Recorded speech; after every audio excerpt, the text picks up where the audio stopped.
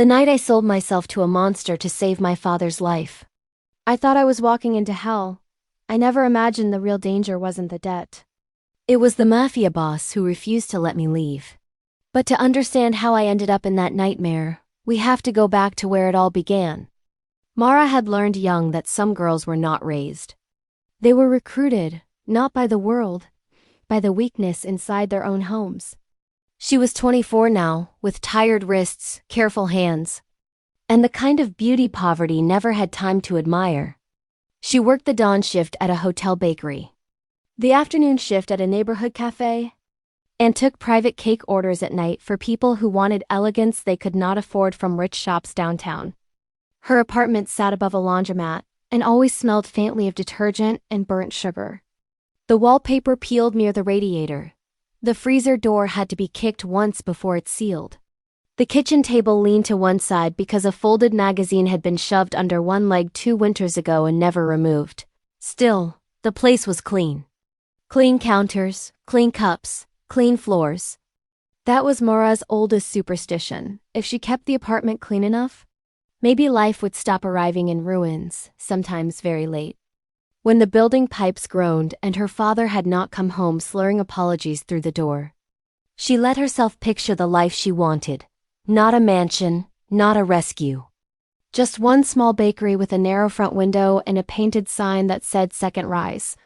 Fresh bread in the mornings, lemon cakes in the glass case, cinnamon on the air by noon, a bell above the door. A place where women could come in carrying too much and leave with one sweet thing no one had asked them to earn. She kept the lease listing for a tiny storefront folded inside an old recipe book under her bed. She knew every number on it by heart. The monthly rent, the deposit, the repair costs, the exact distance from the nearest bus stop, the chipped blue door that needed repainting. She had seen it so many times she could have walked through it in her sleep. But dreams in Mara's life always had to survive her father first. Thomas Ellison had not always been the hardest part of her. That was what made him difficult to hate cleanly. Men who are cruel every day become simple eventually. Men who ruin you in pieces are harder. Thomas had once been funny. Before the hospital bills, before the racing debts, before grief cracked him open and liquor moved into the empty rooms. When Mara was little, he kneaded bread with her mother on Sundays and let Mara punch the dough with both fists while flour drifted through the kitchen like weather. He used to carry her on his shoulders through the street market and steal strawberries from the basket just to make her laugh. When her mother, Elise, got sick, Thomas slept in a plastic hospital chair for 9 nights straight and swore nobody in the world would ever love Elise Ellison more than he did. Then Elise died anyway. People like to pretend grief makes saints of the broken.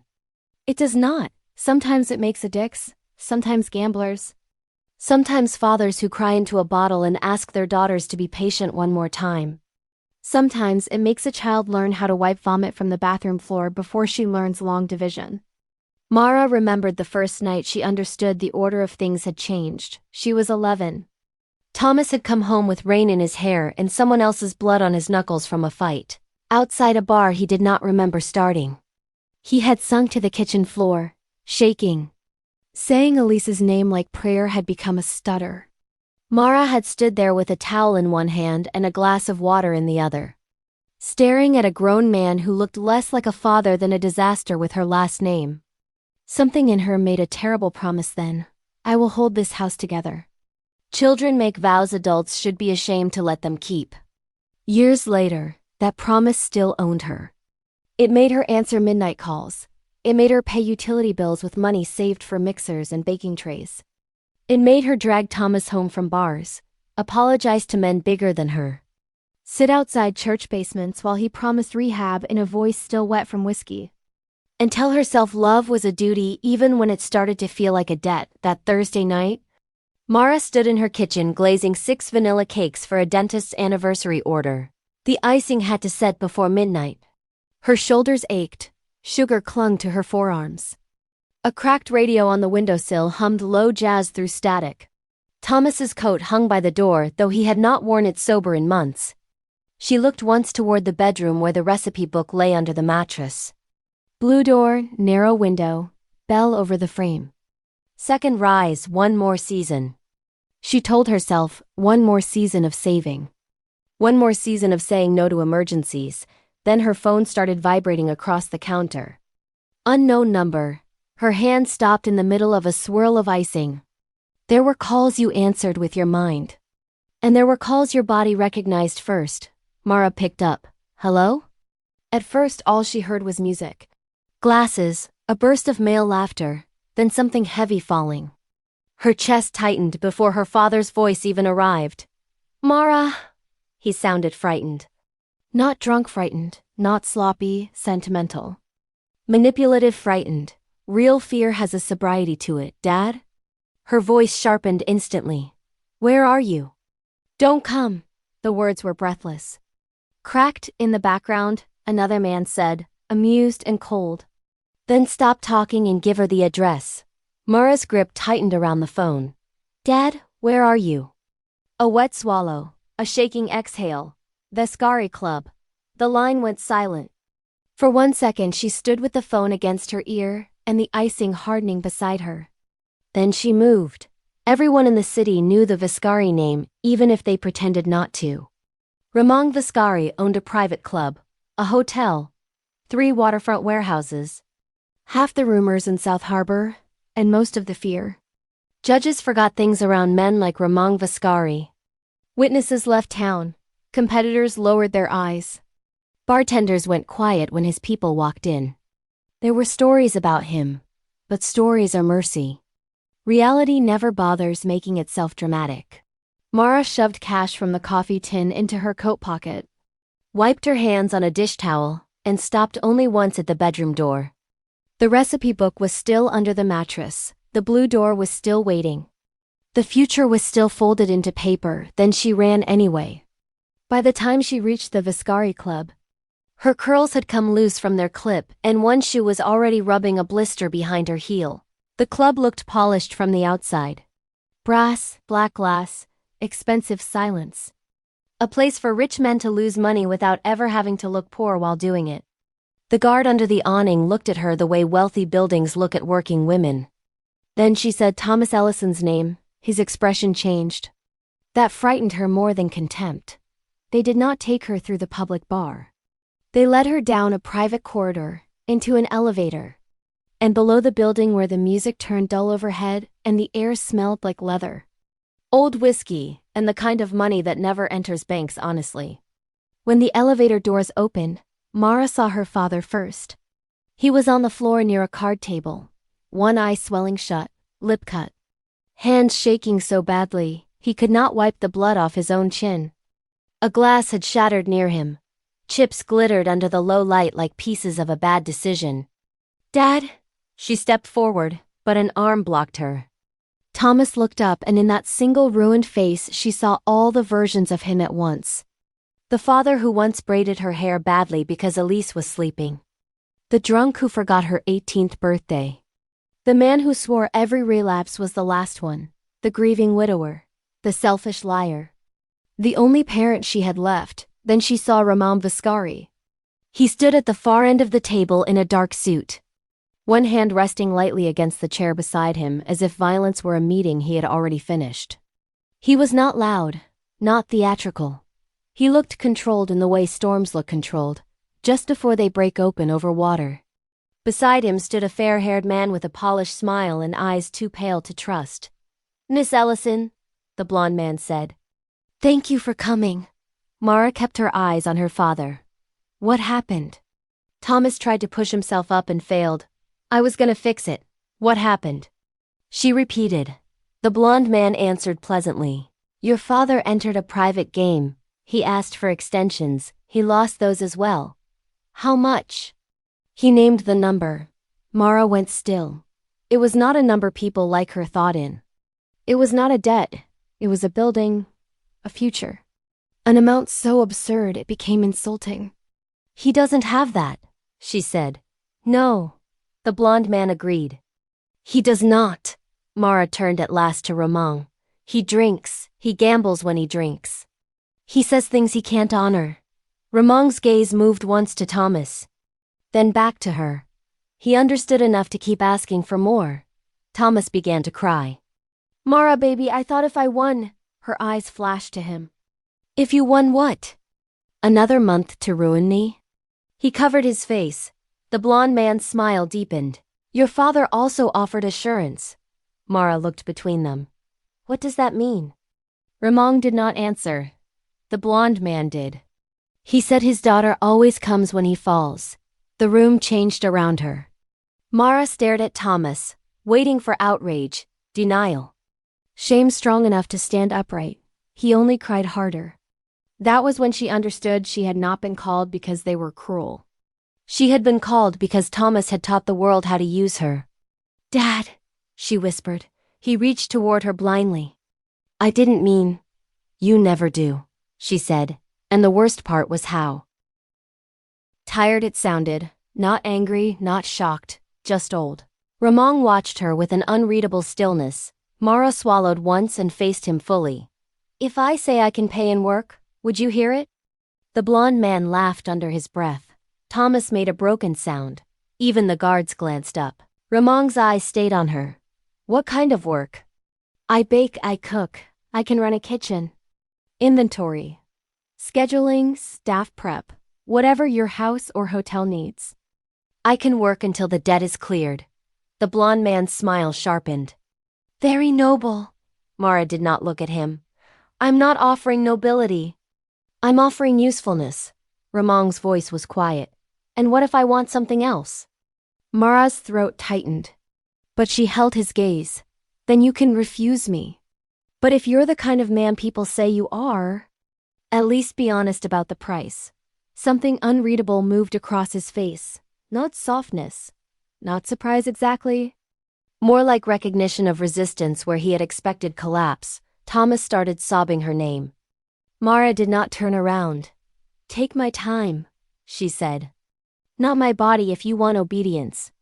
Buy it from someone else, if you want the debt worked off. I can do that, the blond man said lightly. That is a bold boundary to draw in this room. Mara's hands shook. But her voice did not. Then maybe this room needs one. Silence. Ramon looked at her for so long she became aware of ridiculous things. Sugar still dried near her wrist from the cakes. The ache in her heel. The fact that her coat button was hanging by one thread. Then he said, Fine. One word, one sentence. Thomas sagged with relief so violent it looked like weakness made visible. The blond man Silas. Someone called him, tilted his head. Ramon. Ramon did not look at him. Her father leaves breathing. She comes with me. Terms remain mine. Mara swallowed. My labor. Ramon's eyes returned to hers. For now, that should have felt like victory. Instead it felt like standing on the edge of something with no bottom.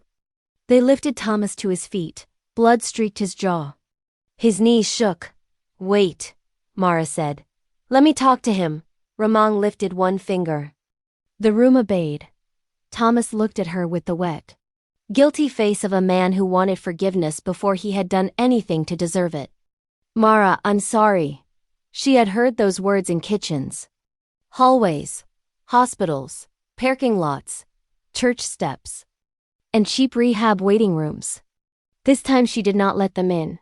Go, she said quietly. And if this leaves you with any piece of your soul at all, do something worthy of it. He nodded too fast. I will. I swear, that was the tragedy of men like Thomas. They always sounded most sincere when they had already cost everything. When they took him away, the room became terribly still. Mara looked at Ramon Vascari and asked the question that had been burning her tongue since she entered. Should I be afraid of you? Silas laughed softly. Ramon did not. Yes, he said. But not for the reason you think. Ramon's estate sat above the harbor behind stone walls and iron gates. The kind of place built by old money and cleaned by newer fear. Mara noticed the security first. Cameras tucked into corners, men who never fidgeted. Doors that unlocked before Ramon touched them. Wealth is one thing, organized power is another. A woman in her 50s with silver-threaded hair and steady eyes met them at the entrance. This is Teresa, Ramon said. She runs the house. Teresa looked at Mara not with pity but with the practical sadness of a woman who had seen too many girls arrive under bad circumstances. Come with me, dear. Ramon gave instructions without drama. Mara would work under Teresa. She would not leave the estate unaccompanied until he decided otherwise. She would be paid to a holding account against the debt, no male staff in her room. No questions about business that did not concern her. If she had a problem, she would bring it to Victor, his chief of security. Then he looked at her once more and added, "The door locks from the inside." Mara hated that the words mattered. Teresa led her upstairs to a bedroom larger than Mara's entire apartment. Clean cream walls, heavy curtains, a fireplace she did not trust. A bed so soft it looked like it belonged to a person with no reason to stay awake. Mara's attention went straight to the lock. Teresa noticed. "In this house," she said quietly, "a locked door is respected." Mara looked at her. "Does everybody here say that?" "No," Teresa said. "Some of us say only what we know." After she left, Mara locked the door and sat on the edge of the bed without taking off her shoes. She should have cried then. She did not. Crying would have made it too official. Instead, she sat in the silence and listened for the sound every trapped person listens for first. Footsteps outside the door. They never came, near dawn. She heard a crash somewhere down the hall, then another, then the quick, strained voice of a woman trying not to sound panicked. Mara opened the door. At the far end of the corridor, a little girl in a white nightgown stood barefoot among broken porcelain. Breathing too fast, fists pressed against her ears. A tray had fallen at her feet. One of the maids looked terrified to move closer. The child could not have been more than 8. Teresa arrived with a blanket. "Emilia." "Sweetheart." The girl flinched so hard at the sound of her name that Mara felt it in her own chest. Then Roman appeared from the opposite end of the hallway, black shirt half buttoned. Hair still damp as if someone had dragged him out of a night too short to finish. Everyone straightened. The child saw him and stopped breathing for one long second. Not in relief, in fear. Ramon's face did not change. But something in the air did. "Leave the tray," he said to the maid. No one moved. Mara did, before she could think better of it. She crossed the hall slowly and crouched, not near the girl but near the broken plate. She spoke to the floor instead of the child. "When I was 12, she said quietly, "I dropped a whole tray of sugared pastries at work and cried so hard the baker fired me before I could quit." Teresa went very still. Ramon said nothing. The little girl's breathing hitched once. Mara kept her eyes on the porcelain. "He rehired me 2 weeks later because apparently I was excellent at not dropping things the second time." No answer.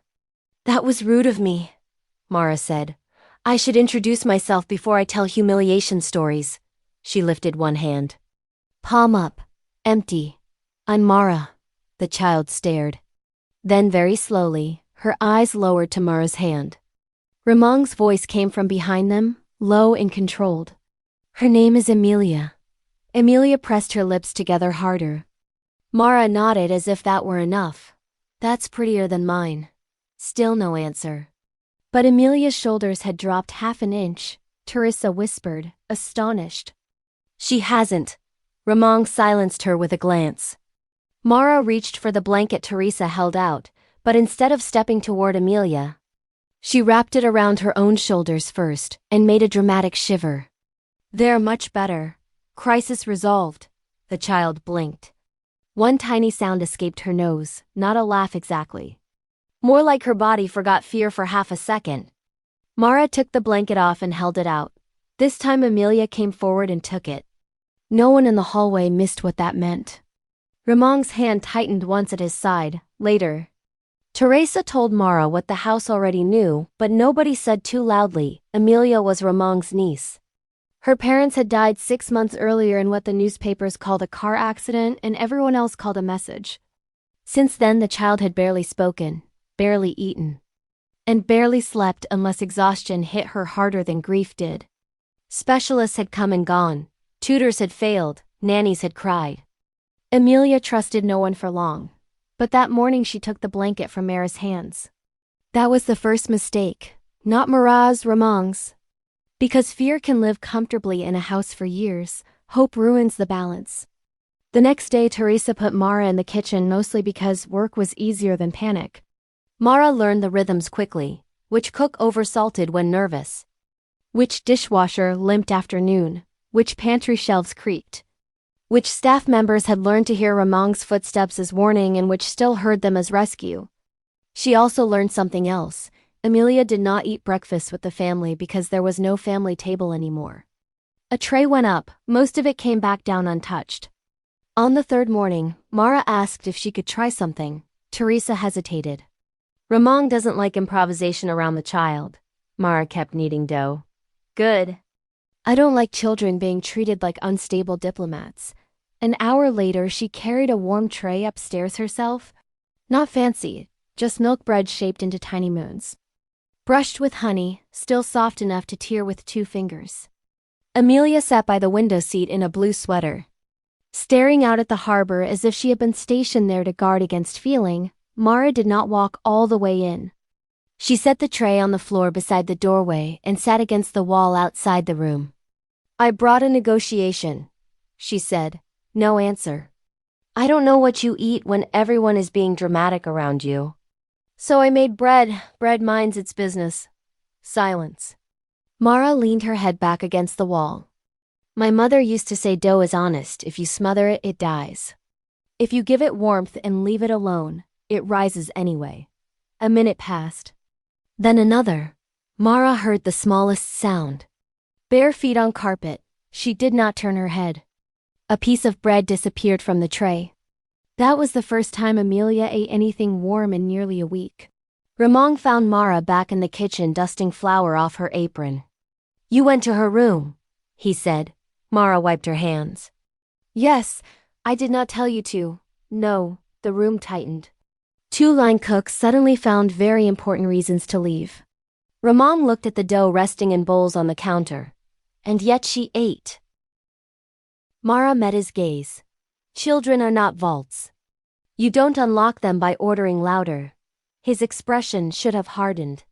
Instead it sharpened. You speak to me as if you forget where you are. No, Mara said quietly. I speak to you as if she matters more than my fear. For one breath the kitchen seemed to stop. Then Ramon said, You will continue the morning tray. He turned to leave. Mara spoke before she could decide if it was wise. You scare her. Ramon paused. That was not a thing people told men like him. Not to their faces, not if they wanted to remain employed. Breathing, or both.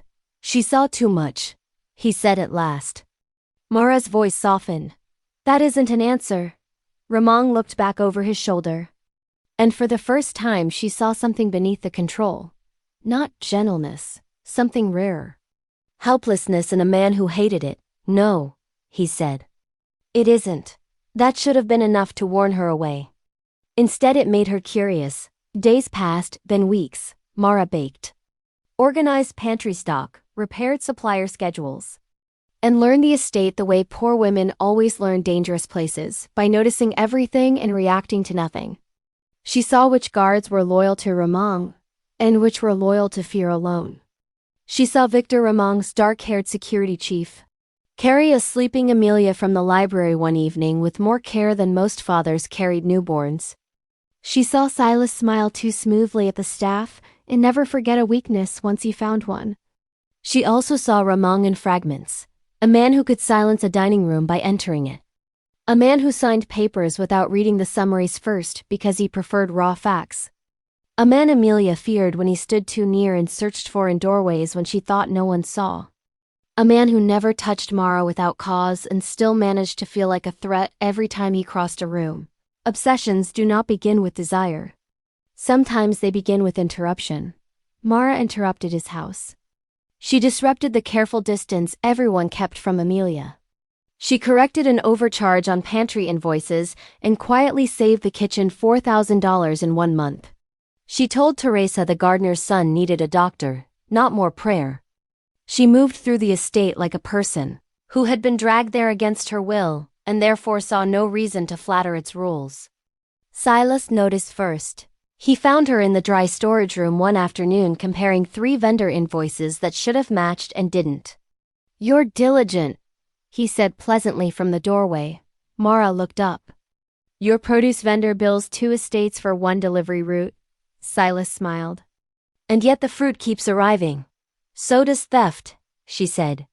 His eyes cooled a degree. "Do be careful, Mara. Houses like this stay standing because people understand which doors are decoration." She slid the invoices into a folder.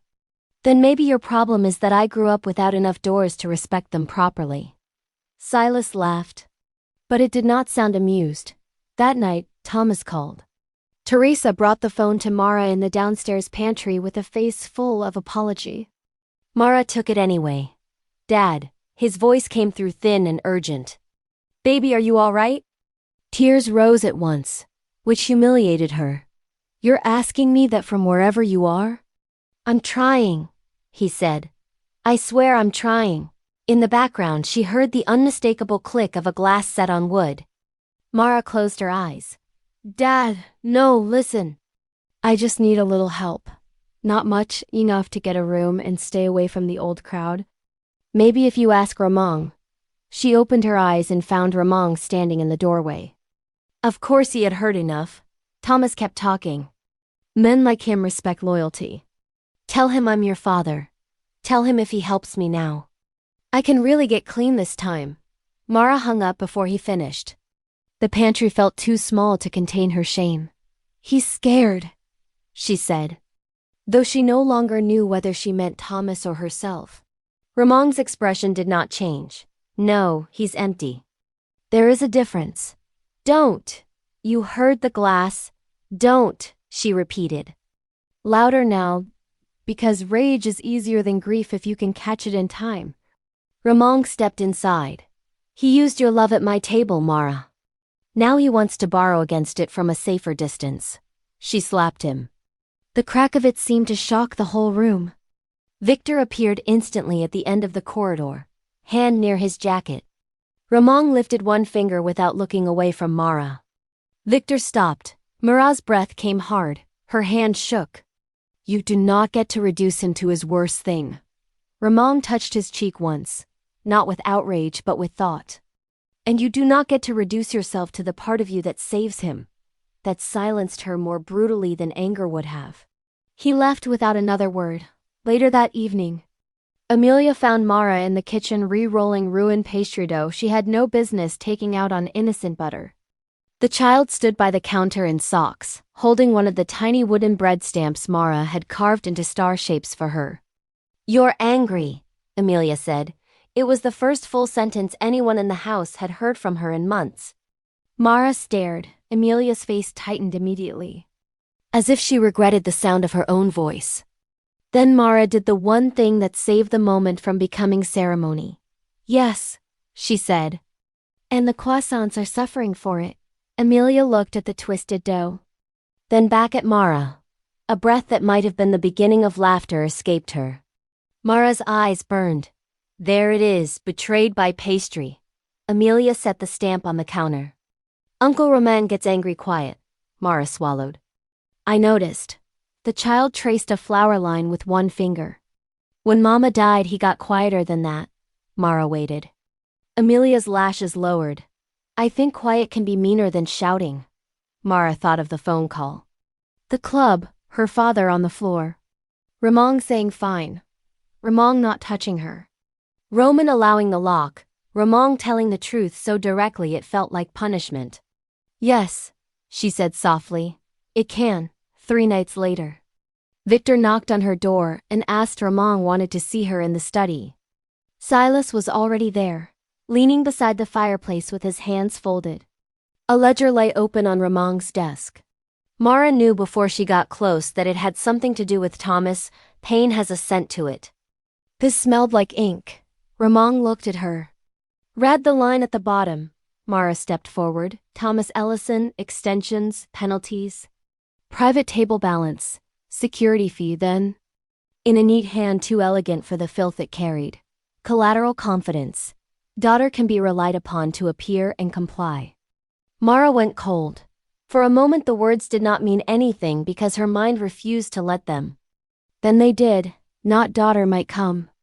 Not daughter loves him, can be relied upon. Like a pawn, like a watch, like weather. No, she said. Silas answered before Ramon could. Your father repeated it several times. We considered it relevant. Mara turned to him so fast the chair beside her jolted. You wrote that down. I record risk factors accurately.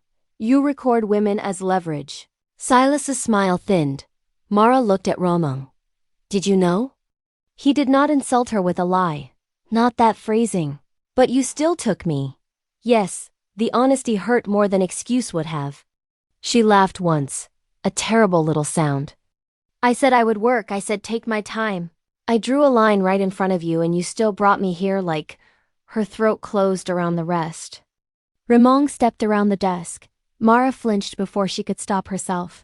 He stopped instantly. The room changed again. Silas saw it.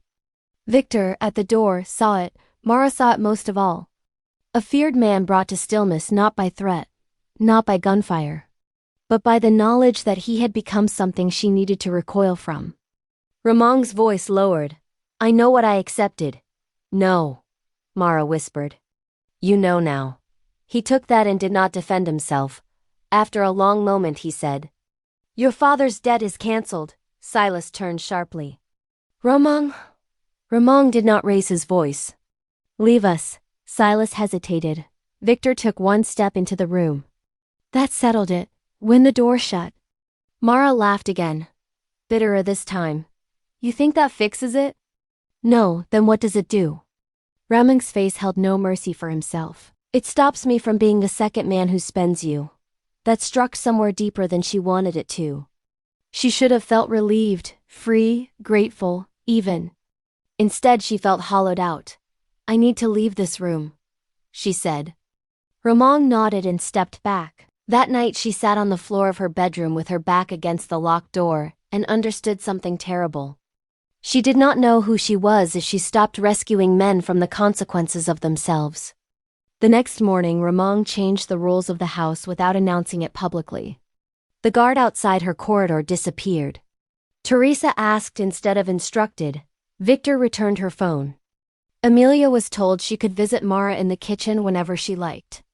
Ramon knocked before entering any room Mara occupied. Small things, enormous things. Freedom, when you have lived in emotional captivity, does not feel beautiful at first, it feels suspicious. A week later Mara found the lease listing from the Blue-Doored Bakery folded neatly on the table beside her breakfast tray. No note, no explanation, just the paper she had hidden under her mattress months ago. She took it straight to Ramon's office. He looked up once. Teresa packed some of your things from the apartment. It was in a book. Mara held the paper too tightly. Why is this here? Because it belongs to your life, and your life should be visible to you. She almost laughed. That sounds like something a therapist says before billing by the hour. A flicker passed through his mouth. Not quite a smile. Close enough to be more dangerous. It's a bakery, he said. Yes. You want it? Yes. How much? Her face closed at once. Ramon saw it happen. He leaned back slightly. As if even the shape of an offer might feel like a trap now. I asked for the number. Not the right to solve it. Men like you think those are the same thing. He accepted the hit. Fair. Silence held. Then Mara said, Why did you keep the paper? Ramon's gaze moved to the lease in her hand. Because every person in this house talks about you as if your story begins the night you arrived. I wanted something in the room that proved otherwise. That was the first moment she understood his obsession was no longer with possession. It was with the version of her that existed beyond what he had done. And that could become its own kind of danger. Silas moved sooner than either of them expected. The call came on a gray Sunday afternoon while Mara and Amelia were rolling orange dough in the kitchen. Victor answered first, then looked at Mara with a face that told her this would hurt before the phone touched her hand. Thomas, Mara, he said. His voice was ragged but clearer than she had heard it in months. Listen to me. I'm at St. Jude's shelter on Mercer. A counselor here found me a bed at a real program. They need an emergency contact signature before intake. I know I don't deserve asking, I know it. But if I miss tonight, I miss the bed. Mara's chest tightened so sharply it felt like illness. In the background, she heard a church bell.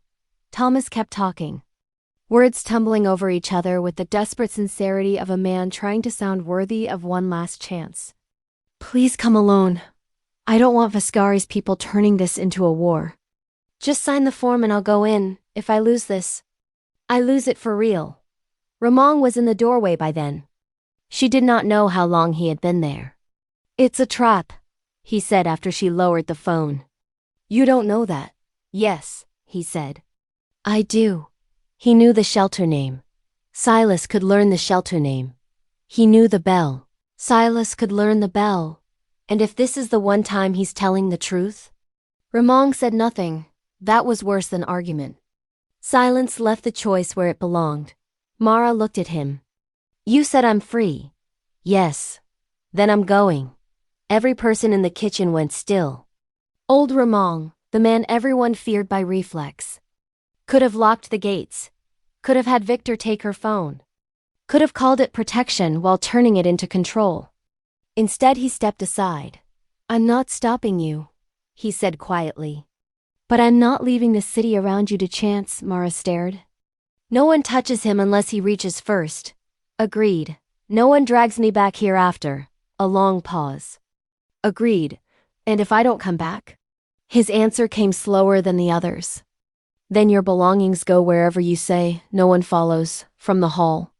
Silas's voice appeared like polished poison. St. Jude's is dangerous at night, Miss Ellison. Mara turned. He stood in the doorway with that same elegant smile. The chill that moved through her then had nothing to do with weather. Victor stepped between them without being asked. Outside, the evening had gone dim and metallic. Victor handed Mara keys to an unmarked sedan. Ramon says I stay out of sight unless the room changes, he said. Mara looked at him. And if the room changes? Victor's jaw set. Then it was never a room. It was a trap with furniture. St. Jude's shelter sat behind an old stone church near the river. The intake entrance was around back. Down a narrow stairwell beside rusted railings, and 2 dead potted ferns that nobody had bothered to remove. Mara saw Thomas first. He stepped from the basement landing into the weak yellow light looking older than she remembered. Thinner too. As if sobriety had started stripping him down before it rebuilt anything worth keeping. For one wild second hope hit her so hard it hurt. Then she saw the men behind him, 2 of them, one on each side. Thomas's mouth trembled. Mara, I wanted to tell the truth. The basement door opened wider. Silas stepped out. Of course it was him. Of course he wore a perfect coat. There was never a bed, he said. Thomas made a choke sound. You said she'd just sign. Silas did not even look at him. And you believe that because weakness makes men sentimental? Mara backed up 1 step. Another man moved to block the stairs. What do you want? She asked. Silas's pale eyes settled on her with almost scientific calm. Precision. Ramon has become inconsistent. He has started thinking in exceptions. You are one. Thomas lunged weakly toward her and got slammed against the wall. Don't hurt her, he shouted. You said you should stop treating agreements as moral events. Silas said mildly. It confuses you. A hand closed around Mara's arm. Then came the click. Quiet, mechanical, terrible. Victor stood at the top of the stairs, gun drawn, voice flat. Take your hand off her. The man holding Mara hesitated. Victor took 1 step down. I won't say it twice. More movement above. Not obvious, not theatrical, a soup van parking where it had no reason to. A man in delivery coveralls turning at the curb. 2 women coming out of the church side door who looked too aware to be volunteers. The city around the room had changed. Silas noticed it 1 second before everyone else did. Then Ramon arrived, alone. That was somehow worse. He came down the stairs with rain on his shoulders, and nothing hurried in him at all. All. His eyes went first to the bruise darkening on Mara's arm, where the man had grabbed her. Let go, he said. The grip vanished immediately. Thomas sagged against the wall, weeping from some mixture of shame and relief that no longer interested Mara enough to separate. Silas smiled thinly. You rehearsed this. Ramong stopped 3 steps above him. You forged extensions under my name. I improved collections. You sold family leverage through shell accounts. I protected assets. You trafficked desperation and called it structure. For the first time. Silas's expression flickered. Good, Mara thought wildly, bleed. Thomas looked between them in confusion. What does that mean? Victor answered without taking his eyes off the men below. It means he made a side business of turning other people's debt into your daughter's problem. Silas exhaled once. How moral everyone becomes when a story gets a face. Raman took a small black flash drive from his coat pocket. Copies of your accounts are in 6 places. If I don't make a call in the next 10 minutes, every judge, reporter, and rival you ever paid to stay blind becomes curious. That landed? Men like Silas did not fear conscience, they feared losing exclusivity. You would burn your own operations over a girl? He asked. Ramong looked at Mara then. Rain darkened his hair, there was no plea in his face. No request that she understand him better than he had earned. No, he said. I would burn them over a line I should have seen before she drew it for me. Silas laughed once. Sharp and ugly. You took her. Ramong did not look away from Mara. Yes. You accepted the trade. Yes. You told yourself it was cleaner than the alternatives. Ramong's face tightened.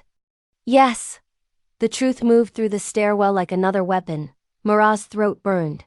Silas smelled blood and pressed harder. So what changed? She bakes for your niece and suddenly you have ethics? Ramong's voice went very still. No. She arrived in my house and made every lie sound like what it was. Silas's hand shifted toward his coat. Victor fired into the stone beside him. The crack split the air. Fragments sprayed. Next shot takes fingers, Victor said. Nobody moved after that. Thomas slid down the wall and covered his face. Ramong stepped down one more stair, never taking his eyes off Silas. You built side accounts from widows' houses. Sons' signatures, wives' jewelry, daughters' fear. You wrote family guarantee beside women who never touched a card or a contract. That ends tonight. Silas's mouth hardened. You can't end appetite. No, Ramong said. But I can end access. Victor's men came in from both sides. Fast, silent, finished before panic could find its legs. One of them tried to take Thomas too. Mara spoke sharply. Not like a criminal. Ramong looked at her. Then at Thomas. Not like a criminal, he repeated. Victor signaled. The men eased their grip. Thomas started crying harder, which would once have broken something in Mara. This time it mostly exhausted her. I didn't know, he said to her. Mara. I swear I didn't know what he wrote. She believed him. That was the worst part. Not all harm is calculated. Some of it is just selfish enough to be almost innocent. You still called me, she said. His face folded. Yes, you still believed I would come, yes. You still offered me to men before asking what it would cost me. He shut his eyes. Yes, no excuses, no noble grief story. No bottle blamed for language the soul had already rehearsed. Just yes, that made it hurt cleanly. Ramong reached into his coat and handed Mara an envelope. She stared at it. What is this? An apartment lease, month to month. A month, walking distance from the South Market, paid through the first month only. After that, you owe no one. If you tear it up, no one asks why. Mara looked at him in disbelief. Now? I should have had it ready before you got in the car. That silenced her for a beat. Then Thomas made a broken sound near the wall. I'm sorry. Mara turned to him slowly. No, be careful with those words. You use them like receipts. He flinched. She stepped closer. Enough for him to see every tear she had no intention of hiding. I love you. That is the tragedy. I love you enough that every time you fall, some part of me still starts reaching. But I'm not your emergency plan anymore. I am not the person you spend first and regret later, whatever comes next in your life. You stand in it without putting my name underneath. Thomas wept openly now. I don't know how. Mara's face tightened.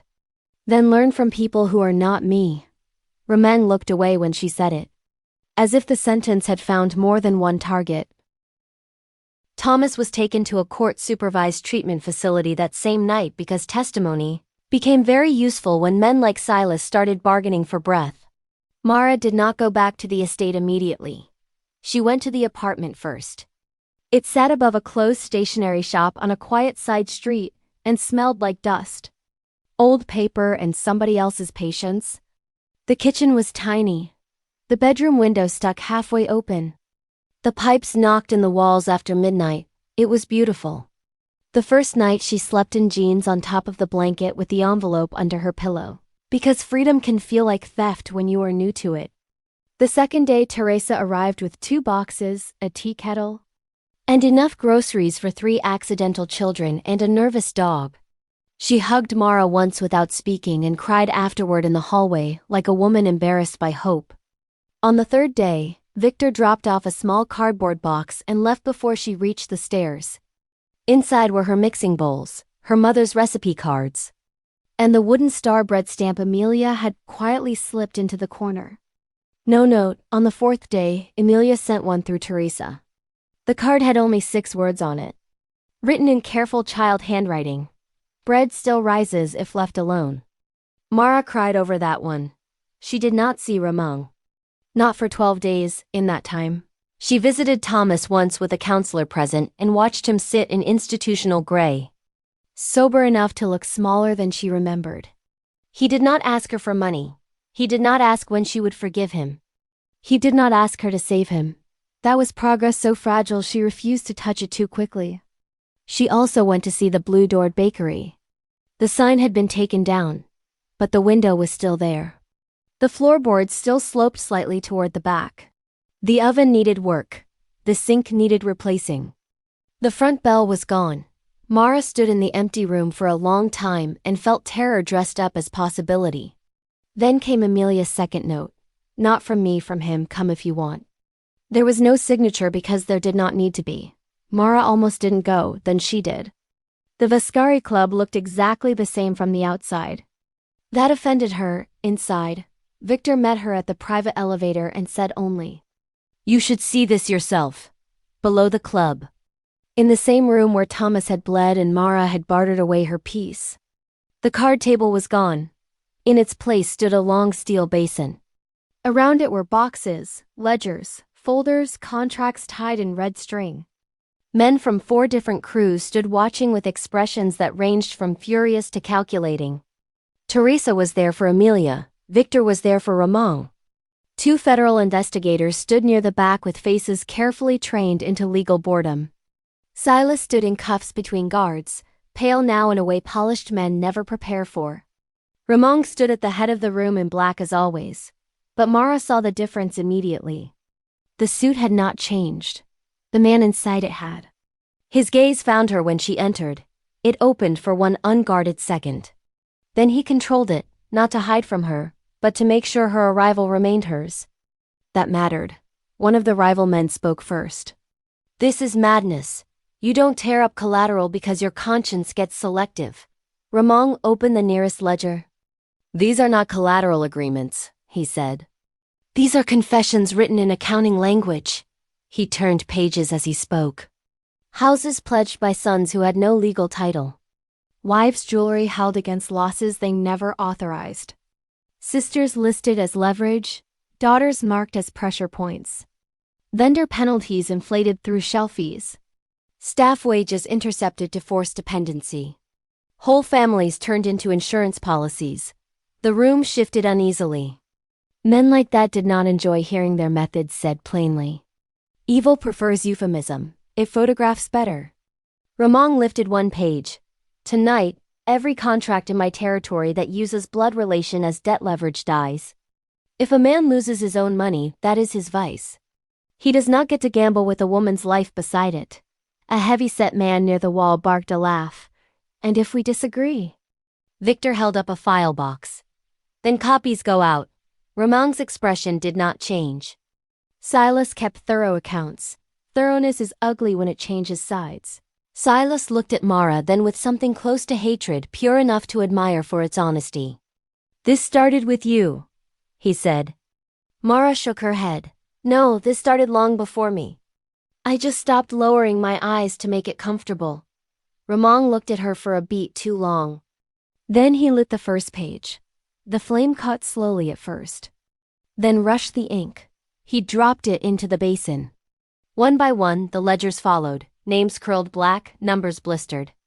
Red strings tightened, smoked, and vanished. Years of neat little violences turned to ash in a room that had once called itself civilized because the glasses were crystal. Mara watched in silence until Ramang reached for another bundle. Then she stepped forward. The room felt it, so did he. She took the ledger from his hand herself, opened it, scanned a page. Wife guarantee, daughter contact, mother property hold. The old language of men who think love is an asset class. Mara placed the ledger into the flames. It burned faster than she expected. The heavyset rival sneered. "And what does the girl get?" "A throne. A ring? A pretty title for reforming a king." Ramang did not answer, Mara did. "I get my name back." The room went quiet. She looked around at all of them. Every expensive watch and tailored threat and inherited arrogance. "I stood in this room thinking love meant payment," she said. "Thinking if someone I loved suffered, then my body, my time, my future became the nearest acceptable currency." That belief built half your systems for you. Fathers knew daughters would come. Husbands knew wives would pawn dignity before they pawned family. Brothers knew sisters would choose shame over funerals. You called that loyalty because calling it exploitation would have sounded too honest. No one interrupted, not because they had become good. Because truth, when spoken plainly enough, can embarrass even bad men. Mara turned to Ramang. "And you do not get to make me the evidence that you changed." His face tightened. "I know. You do not get to stand beside me so close that freedom starts feeling rude. I know. You do not get to protect me into another cage." For the first time all night, pain showed clearly in him. "Not the pain of insult, the pain of recognition." "I know," he said again, quieter now. Mara held his gaze. Then Ramang asked the only question that mattered. "What do you want?" That was the difference. Not what do you need, not what can I give. Not where will you stay, what do you want? Mara looked at the fire. At the ash lifting in tiny dark petals. At Silas being led away pale and furious. At Thomas near the back of the room under supervision. Sober enough now to watch without asking to be the center of it. At Victor standing alert. At Teresa holding Amelia's hand. At a world shifting one contract too late and still better than never. Then she answered, "I want the bakery." Ramang's mouth almost moved. The room, absurdly waited. Mara went on. "I want the blue door. I want to buy flour with money I earned. I want to lock up at night and know no one in there belongs to anybody who didn't choose it. I want my father's recovery to stop being my full-time religion. I want Amelia to grow up in a world where nobody ever writes her name next to a man's debt. And if there is anything between me and you, I want it to live or die in open air, not in gratitude, not in fear." Not because you fixed what you helped break. Ramang listened as if each word cost him something and he had decided. Finally, to pay in silence. "Then that is how it will be," he said. Months later, the blue door was painted, not perfectly. Mara had done it herself and got paint in her hair, on her wrist, and once on the end of her nose because life is apparently vulgar enough to let your future arrive while you look ridiculous. Second rise opened on a cold Friday in October with one bell above the frame. 6 fresh loaves in the window, cinnamon rolls by dawn. And a back table where women sometimes sat longer than necessary because there are places a person recognizes as safe before they can explain why. Thomas wrote letters from treatment. Some Mara answered. Some she left unopened for a week before she felt steady enough to read them. He reached 30 days sober, then 60, then 100. She let each milestone be his without climbing inside it to hold it up. Amelia visited every Wednesday after school and insisted on shaping all the dinner rolls into stars, whether customers requested stars or not. Teresa brought tea. Victor pretended not to enjoy the lemon squares and failed magnificently. Ramon came only after closing, only when invited. The first time he stood outside the shop in the rain holding a broken umbrella with the offended expression of a man betrayed by ordinary objects. Mara opened the door and looked at him. "The feared Roman Vascari," she said. "Defeated by weather. This umbrella was poorly engineered. You opened it wrong. It had one purpose. So did your house," she said. He actually laughed, not the dry exhale she had heard once or twice before. A real laugh, small, rusted from disuse. Human enough to startle them both, Mara stepped aside. "Come in before your pride catches pneumonia." Ramon entered carefully, as if the bakery were sacred and he had not yet earned the right to touch the air inside it too confidently. He did not move farther than the front counter until she locked the door behind him. Then he watched her hand rest on the lock. Her choice, that mattered to both of them now. "Do you still feel trapped when I'm near you?" he asked. Mara considered the question because he deserved truth or nothing. "Sometimes," she said. "Not because of what you do now. Because memory is slower than reality." He nodded. No argument.